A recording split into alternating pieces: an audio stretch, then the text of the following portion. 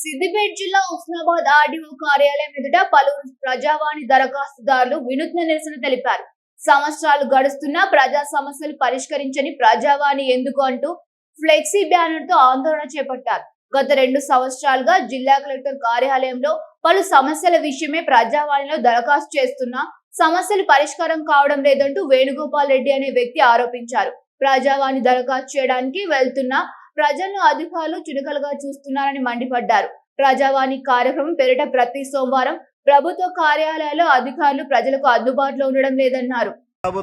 కాంగ్రెస్ ప్రభుత్వం వచ్చిన తర్వాత ఎంతో ప్రతిష్టాత్మకంగా ప్రజావాణి కార్యక్రమం రాష్ట్ర ముఖ్యమంత్రి రేవంత్ రెడ్డి గారు పెట్టిండ్రు.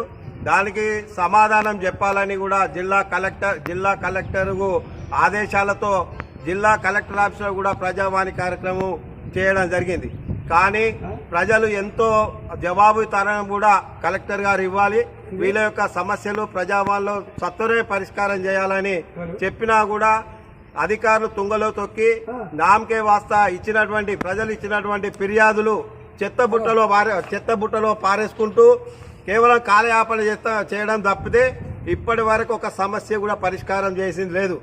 దాదాపు 2 సంవత్సరాల నుండి సిద్దిపేట జిల్లా ప్రజావాణిలో మేము ఇవ్వడం జరిగింది. కానీ ఇప్పటి వరకు అధికారుల యొక్క సమాధానం లేదు.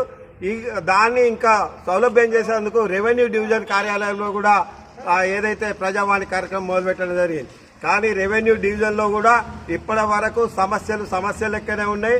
ప్రజలను ఒక చులకన భావంతో చూస్తున్నట్టు అనిపిస్తుంది. వాణి ద్వారా ఫిర్యాదు చేస్తారు. ఆ ప్రజావాణికి మొత్తం కూడా సమాధానం చెప్పే విధంగా అధికారులను ఆదేశించాలని సందర్భంగా కోరుతున్నాం.